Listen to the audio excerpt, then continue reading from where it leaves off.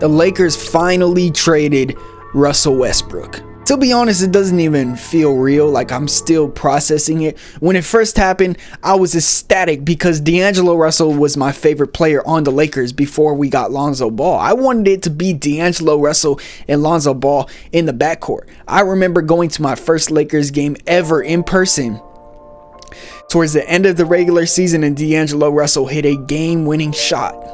And at that game, it was the season right before we drafted Lonzo. In the crowd, they had signs of Lonzo Ball and D'Angelo Russell, the new backcourt. And I was so excited for that. And then Mitch Kupchak had a mistake with the Mozgov thing, the Luol Deng thing, and we traded away D'Angelo Russell because of the contract situation or something. Maybe it had to do with the drama in the locker room with the Nick Young, and I was devastated because he was my favorite player. Not only because he was a young, after Kobe, our hope for the future, point guard, my favorite position in basketball, but he was left-handed just like me, and I love all my left-handed players. I was excited for D'Lo. We trade him, he goes to the Nets and starts playing crazy good. So it sucked. We did get Kyle Kuzma in return technically from the draft, but still I was hurt. Now hearing the news today that we just traded Russell Westbrook, I was happy, just let alone letting Westbrook go, because number one, he deserves it, and number two, I think it's best for the Lakers organization because he's just not going to fit with the team. Drama's starting to happen. He was arguing with Darvin Ham last game versus the Thunder. He's been very inconsistent this season, and not only this season, last season he's one of the worst shooters in the NBA from three, but I still think he's a very, very good playmaker and a very good player, and I think I want to see him somewhere else try to succeed. That being said, for the Lakers, I wanted a more efficient scoring guard that could stretch the floor, and that's exactly what we got, getting one of my favorite players honestly I've ever seen, which is crazy to even say, but D'Angelo Russell back on the Lakers. And that is not even including the other two players we got. Now when I first heard the rumors that we are going to trade Russell Westbrook for D'Angelo Russell, I was real happy, but they weren't even talking about Vanderbilt and Beasley coming with the trade. Now there were reports a couple days ago it was Mike Conley, Beasley, and Vanderbilt, and I was honestly very excited for that trade. I was like, damn, Mike Conley, I guess he's a pretty good passing playmaking guard, but his contract situation is not that good. He's older. I would honestly just rather have Beasley and Vanderbilt by themselves. And then all of a sudden today it says the Lakers are asking about D'Angelo Russell, who I wasn't even thinking about. And I'm still a D'Angelo Russell fan, even when he's been on the Timberwolves, even when he's been on the Nets, even if he's been on the Warriors. But just hearing that we might even try to get him, I got intrigued immediately. Now the 3-team trade, let's talk about it right now. The Jazz, the Timberwolves, and the Lakers. The Lakers finally traded away Russell Westbrook, and on top of that, we traded ZTAY, who I've been saying we should be trading away. Maybe not publicly, but in my head, I've been saying it. And Damian Jones, another player I did not want on the Lakers no more. We traded the 3 players I would trade if I was a Lakers GM. And on top of that, I knew we were going to have to trade a first-round pick with Westbrook if any team was going to take his contract on, because it's one of the worst contracts in the league.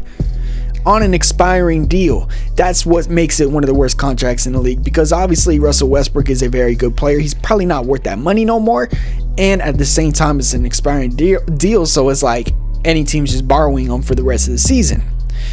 Now, on top of that, we give up a protected. We were able to get protection on our first round pick. It goes 1 through 4. We keep it, and they get a 2027 second round pick. If it falls outside of the 4, they get the pick, which I am fine with. Hopefully by then we are going to be good, because now Rob Pelinka has made trades for number 1, Rui Hachimura, who's 24 years old, Vanderbilt, Beasley, and Russell, who are all under the age of 26 years old. So hopefully we now have a future. That being said, the Lakers were talking about cap space. We're no longer trying to save, and that is because we already said we're going to extend Rui. Now D'Angelo Russell is on an expiring contract, so now it is up to us whether or not we are going to keep D'Angelo Russell or not. Let's just talk about the trade in general before I even get to the Lakers part of it.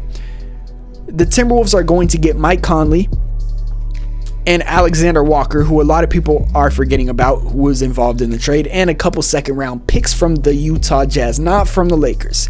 Mike Conley gets to go play with Rudy Gobert again. They had some chemistry in Utah, so it's going to be interesting to see what it's like there. There were actually rumors like months ago that D'Angelo Russell wanted out, right?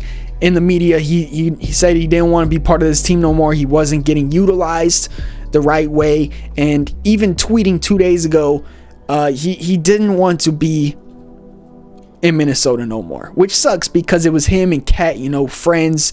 Everybody was excited for that, and it did not work out. Now, they were actually a couple months ago talking about Mike Conley for D'Angelo Russell, the flip, and it happened, except the Lakers got D'Angelo Russell. Now, Mike Conley and Rudy Gobert is going to be interesting to see, and then they get Alexander Walker, pretty good depth off the bench, and a couple second round picks. Now we go to the Utah Jazz because they just bought out Russell Westbrook, who they got in the trade. They also got ZTAY and Damian Jones, which are probably nothing. If I don't even know if they're going to keep them or trade them, what they're going to do with them, probably bench warmers or something. But they got the Lakers first round pick 2027. Hopefully that's what they're thinking is going to be good, but you never know. Now, the Jazz have 15 first-round picks now and a whole bunch of second-round picks. They have a lot of cap space, and a lot of people were like, what are the Jazz doing? They got fleeced. They got robbed. They got nothing. They just got a first-round pick. Well, they got rid of that Mike Conley contract, and they've been wanting to do that. They've been wanting to get rid of Mike Conley. They got rid of his contract.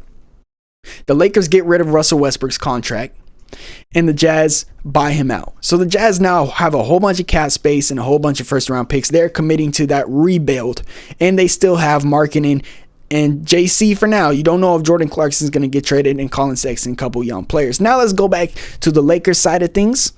We now have D'Angelo Russell, who is a 40% three-point shooter. That's what we need, right? Everybody's like, we already have so many guards. We just get another guard, 2 guards, because you got Beasley too. But guess what? Beasley is a sniper. That is his one role on any team. He's known for being a streaky shooter. He is going to be our shooter, our Danny Green, hopefully, our KCP. So hopefully he's going to be a good hot shooter instead of his cold, streaky shooter sometimes that he gets. But he's still shooting, I think, 36% from 3. So he's a shooter. He might even be better than that. And then on top of that, we get a defender in Vanderbilt. And I was actually very excited seeing Vanderbilt in trades because every Lakers fan saying the Lakers need a wing player. The Lakers need size. And we got Rui Hachimura, but he's not a defender. He is an offensive scorer. Okay, a mid-range D-man. So we still didn't have that defender that could defend and have size, and we just got him. Jared Vanderbilt is a elite defender, rebounder. He's going to do all the dirty work that the Lakers need, because watching that Thunder game, we had no defense. Vanderbilt brings defense, size, exactly what we needed at the wing position. Then we just got 2 very, very good shooters. Now, D'Angelo Russell had a poor start to the season, and as of recently, he's been playing really, really good for the Timberwolves. The Timberwolves are saying they were actually thinking about, we might even keep him because the Timberwolves been playing good. But although he started playing better, they still decided to go separate ways. Now I want to talk about something that also benefits the Lakers, because in my opinion, the Lakers absolutely won this trade. I give it an A+. I'm very, very happy for this trade. I even tweeted that I would rather have this trade be instead of just the Kyrie trade, and I tweeted that before this trade happened. So on top of that, I want to talk about something else. We're going to be talking about the playoffs. Can the Lakers make the play-in now? Can the Lakers make the playoffs with this new lineup? D'Angelo Russell, Beasley, Rui, LeBron, AD, Schroeder coming off the bench now. We don't know if they're going to move Pat Bev, but we got Trey Brown Jr., we got Austin Reeves, we got Thomas Bryant, Wayne Gabriel still. So it's looking good for us. Now, are we going to make a plan? Because right now we are 2 games outside of the plan. And the good news is the Timberwolves just traded away their point guard. They do have Mike Conley, but you can argue that the Timberwolves might get a little bit worse. They could get better though, because Mike Conley got Rudy Gobert. But the Timberwolves not really who the Lakers are worried about, because the team that holds the 10th spot right now in the play-in, the last spot, is the Utah Jazz. The Utah Jazz just traded away all of their valuable players that they've been needing to win games, because they're committing to the full rebuild. They know they're not going to win this year, which helps the Lakers because that's one less team we have to worry about in the West. And as soon as they start dropping, we can move up. Now, the Lakers probably going to be rough to start it off because these players never played with each other. Although D'Angelo Russell, Beasley, and Vanderbilt all played together. So it's a reunion. Pat Bev played with D'Angelo Russell. Now it's going to be like, actually, I don't know if Vanderbilt played with D'Lo. He might have, though. I know he definitely played for the Timberwolves. Beasley played with them. So it's going to be interesting to see that type of chemistry. Then we got all the Wizards still. We did get rid of Westbrook. So we do, I feel like, have some type of chemistry. D'Angelo Russell and Anthony Davis pick and rolls are going to be so nice. D'Angelo Russell is very, very good in the pick and roll. Scoring wise, he could still play make. He could pass, but he is a scorer from 3 and mid-range. So I'm very excited to see him and Anthony Davis in the pick and roll, and maybe LeBron could play a little bit more off ball. He don't have to do so much at 38 years old, because I don't think we're gonna play winning basketball doing that. So I want to know your guys' opinion on this D'Angelo Russell trade down below in the comments. I think we just robbed every single team that was involved in it.